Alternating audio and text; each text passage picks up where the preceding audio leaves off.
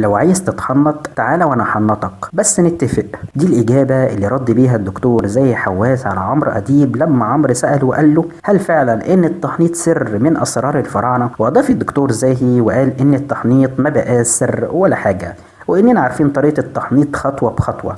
وقال إن زكي اسكندر قدر إنه يحنط فرخة من 50 سنة وهي موجودة دلوقتي في المتحف المصري، وكمان سليمة إكرامي محنطة وزة في الجامعة الأمريكية، وإننا عارفين كل صغيرة وكبيرة عن التحنيط. وأضاف إنه تم اكتشاف خبيئة في وادي الملوك بتعرفنا إيه اللي كان بيتم بالظبط في كل مرحلة من مراحل التحنيط، لدرجة إن في هيئة في أمريكا الآن بتبعت جوابات للناس اللي عايزة تتحنط، وبالفعل قامت بتحنيط بعض البشر. وإن أي حد يقول إن التحنيط سر جاهل ولا يعلم أي شيء. أهلا بكم، أنا ناجي أحمد، ودي حلقة جديدة هنتكلم فيها عن التحنيط عند القدماء المصريين وإزاي كانت بتتم الطريقة دي، وكمان هنجاوب على سؤال مهم: هو ليه طالما إننا عرفنا سر التحنيط ونقدر نحنط أي شيء ليه مش بنحنط نفسنا ونبقى بعد كده ذكرى وآثار للعصور القادمة؟ وبدل ما يقولوا مومياء للملك توت عنخ آمون يقولوا مومياء لشاب كان اسمه وائل أو هيثم مثلا. ومش عايز اطول عليكم ويلا بينا نخش في الحلقة على طول. بس قبل ما ابدأ بالفيديو ما تنساش تعمل لايك، ولو انت اول مرة بتشوفنا في القناة ما تنساش تشترك في القناة علشان يوصلك كل جديد من فيديوهاتنا. ويلا بينا نبدأ على بركة الله. مفيش شك بأن الحضارة المصرية القديمة كانت بتمتلك معرفة تقريبا بكل العلوم زي علم الفلك والطب والرياضة والهندسة. ومن العلوم اللي كانت بتمتلكها هذه الحضارة هو علم التحنيط اللي استمر لفترة كبيرة محدش عارف عنه حاجة. وإن المصري القديم ما كانش بيهتم بحياة الدنيا قد ما بيهتم بآخرته. يعني مثلا مش هتلاقي قصور أو منازل أثرية، ولكن هتلاقي مقابر ومومياوات ومعابد. وده بيدل على إن القدماء المصريين كان عندهم الدين أهم شيء في حياتهم، مش زي ما البعض بيردد ويقول إنهم كانوا كفار. بالعكس، فالمصري القديم كان متدين جدا بطبعه، وده ثابت في القرآن. فعندك مثلا امرأة فرعون كانت مؤمنة، وكمان الناس اللي آمنوا بسيدنا موسى لما كان في مصر. ده غير ان سحرة فرعون نفسهم في الحادثة الشهيرة بتاعت سيدنا موسى آمنوا بإله سيدنا موسى. وكان لازم أقول المقدمة دي قبل ما أبدأ الحلقة علشان الناس اللي بتقول كلام على الحضارة المصرية مالوش أي أساس من الصحة. في البداية كده، إيه هو التحنيط؟ التحنيط هو طقس ديني من طقوس القدماء المصريين باستخدام مواد كيميائية علشان الجسم يفضل محافظ على شكله ويبان وكأنه حي.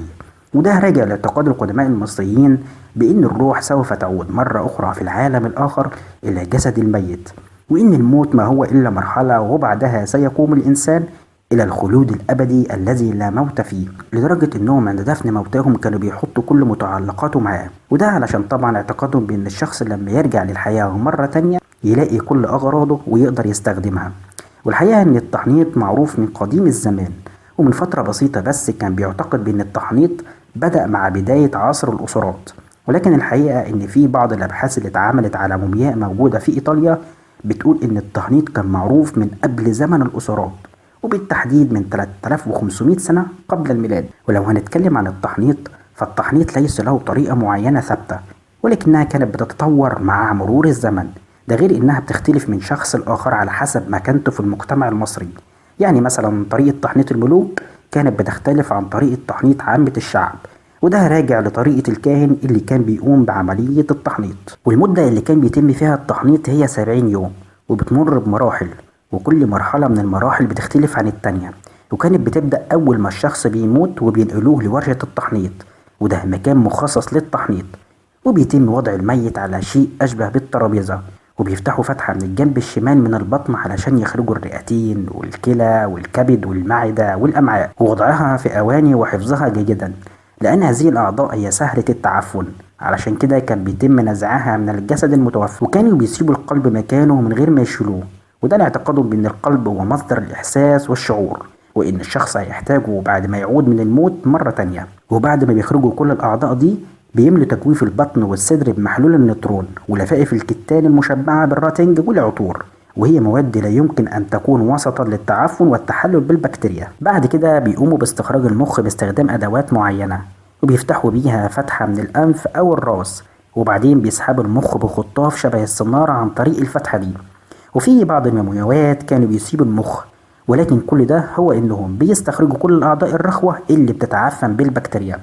المرحلة اللي بعد كده بيوضع الجسد داخل كمية كبيرة من ملح وادي النطرون الجاف لاستخراج كل ذرة مياه موجودة في الجسد، واستخلاص الدهون وتجفيف الأنسجة تجفيف كامل، وترك الجسد لمدة 40 يوم حتى يتم التجفيف. وبعد ال40 يوم بيتم دهن الجسد بالراتنج السائل لسد جميع مسامات البشرة، وعلشان يبقى عازل للرطوبة وطارد للحشرات في مختلف الظروف. وفي أحد العصور المتقدمة كان بيتم وضع كمية من الرمل تحت الجلد بين طبقة العضلات والجلد، وده عن طريق عمل فتحات في مختلف أنحاء الجثة، وده علشان الجسم يفضل ممتلئ وما يحصلوش أي ترهل في الجلد.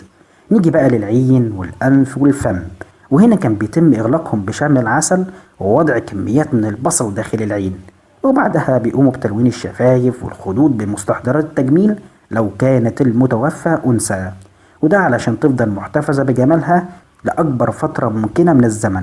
وبعدين بيتم لف المومياء بأربطة كتانية كتير، ممكن إنها توصل ل100 متر، ودي تقريبا أصعب مرحلة لأنه بيتم لف الجسم كله بالكتان، حتى الأصابع بيتم لفها صباع صباع، وأيضا أصابع الرجل. وإذا فقد الجسد أي جزء من أجزاء جسمه فبيتم صناعة جزء بديل، زي مثلا الضوافر، لو اتكسر ضوفر بيصنعوا ضوفر جديد وبيتم وضعه مكان الضوفر اللي فقد. وطبعا اللفاف الكتانية دي بتكون مدهونة بمادة الراتنج ومضاف ليها شمع العسل كمادة لاصقة، وده في آخر ال70 يوم اللي بيتم فيها عملية التحنيط. بعد كده الكاهن بياخدوا الجثة لنهر النيل للحصول على البركات من النهر، وده طبعا راجع لاعتقادهم بأن مياه النيل تجلب البركات. ثم يتم وضعه في تابوت ويتسلم لأهله علشان مراسم الدفن. وفي نقطة صغيرة عايز أضيفها، وهي إن زي ما قلنا إن كل جثة كانت بتتحنط على حسب مكانتها الاجتماعية، وكل الخطوات اللي قلناها قبل كده تقريبا كانت بتحصل مع الملوك. أما الفقراء فكان اللي بيحصل إنه بيوضع مادة زيت الرز من داخل فتحة الشرج علشان تحلل الأعضاء الداخلية، وبعدين يحطوا الجسد في ملح النترون لمدة 40 يوم، ومن بعدها دهن الجسم بالراتنج ولفه بالكتان، ثم تسليمه لأهله لعمل مراسم الدفن، يعني شقلب وقلب. وطبعا الطريقة دي ما كانتش بتحافظ على المومياء بنسبة 100%، ولكنها هي إحدى الطرق المتبعة في عملية التحنيط. نيجي بقى للسؤال المهم، هو ليه طالما عرفنا سر التحنيط مش بنحنط نفسنا؟ بص يا صديقي العزيز، أولا كده زي ما قلنا في بداية الحلقة إن التحنيط طقس من الطقوس الدينية عند القدماء، زي مثلا طقوس الدفن في الهند، وهي إنهم بيحرقوا جثة الميت وبيحتفظوا برماد الجثة. يعني اللي عايز أقوله لك إنها طقوس دينية، وأي ديانة لها طقوسها الخاصة. يعني إحنا كمسلمين عارفين طريقة الدفن، أما بالنسبة للقدماء فهي دي كانت طريقة الدفن عندهم. وكان فيه من فترة جدل كبير حول استخراج هذه المومياوات، واللي بيعتبر خروجها من مقابرها هو نبش للقبور اللي نهى عنه الإسلام. ولكن في آراء في هذه القضية والموضوع مش موضوعنا. وبس كده، وإلى هنا نكون قد وصلنا لنهاية حلقتنا، واللي بتمنى يا رب أن تكون عجبتكم، وأشوفكم على خير في حلقات جديدة، والسلام عليكم ورحمة الله.